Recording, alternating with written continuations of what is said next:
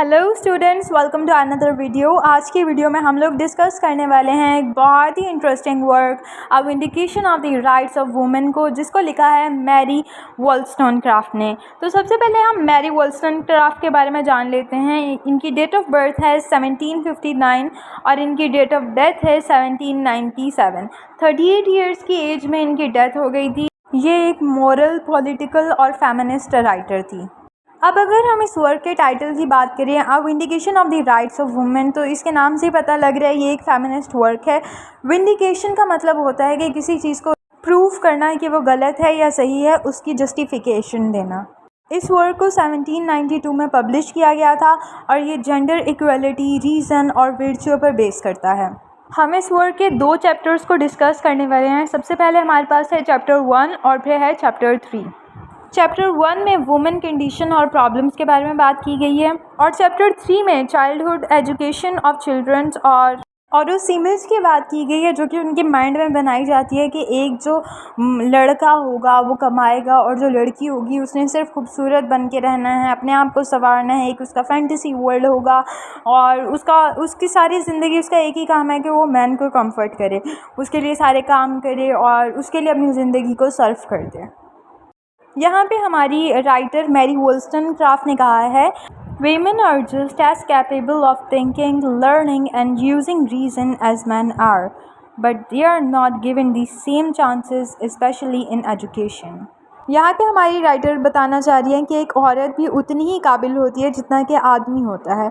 वो भी उनकी ही तरह सीख सकती हैं, सोच सकती हैं और अपनी ज़िंदगी में कामयाबियाँ हासिल कर सकती हैं, कुछ बन सकती हैं, लेकिन उनको वैसे सेम चांसेस दिए ही नहीं जाते। उनके लिए वैसी अपॉर्चुनिटीज़ हैं ही नहीं जिस तरह आदमी के पास हैं।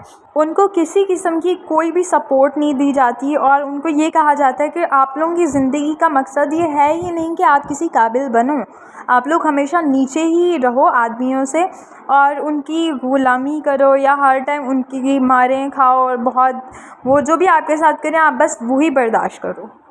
हालांकि ये बहुत बड़ी नाइंसाफ़ी है और जो रिच वुमेन्स होती हैं उनको तो फैंटेसी की एक ऐसे ब्यूटी वर्ल्ड में डाला होता है जहाँ पे बस वो अपनी इमेजिनेशन में पता नहीं क्या बनी होती है, लेकिन उनको कभी ये नहीं सिखाया जाएगा कि बेटा आप भी ये सब कर सकते हो, आप भी काम कर सकते हो, आप भी पैसे कमा सकते हो।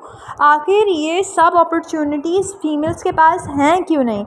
यहाँ पर उन्हें एक और लाइन भी बोली है, I do not wish them, यानी कि मैं वुमेन्स को ये नहीं चाहती to have power over men, कि वो आदमियों से ज़्यादा पावरफुल हो जाएं या उन पे हावी हो जाएं, बट ओवर देमसेल्व्स, यानी कि वो अपने आप पे तो हावी हों, अपने आप पे तो कंट्रोल करें। वो मेल को देख के अट्रैक्ट हो जाती हैं, उनकी ज़िंदगी सिर्फ एक मेल को कंफर्ट देने के लिए वो तैयार होती हैं या वो घर के काम कर रही हैं तो इसलिए कि उनके घर का आदमी जो है वो खुश हो जाएगा। आखिर ऐसा क्यों?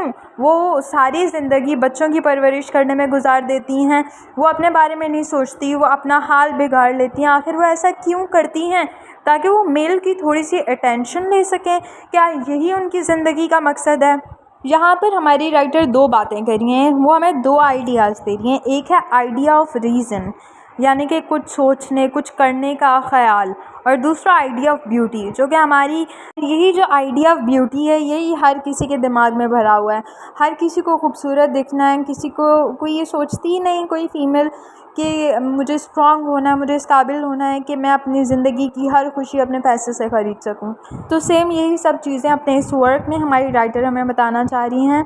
अगर हम इसकी मेन थीम्स की बात करें तो वो तो आप सबको आइडिया हो ही गया होगा। जेंडर इक्वलिटी है, रीज़न है, वर्च्यू है, वुमेन राइट्स हैं, स्ट्रगल है, ब्यूटी वर्सेस रीज़न है और बस ये सब चीज़ें। Thank you so much for watching this video. मिलते हैं नेक्स्ट वीडियो में। चैनल को सब्सक्राइब करें, वीडियो को लाइक करें। अगर आपको कोई भी प्रॉब्लम है या किसी भी टॉपिक पे वीडियो चाहिए तो आप लोग मुझे कमेंट कर सकते हो। Thank you so much for watching this video.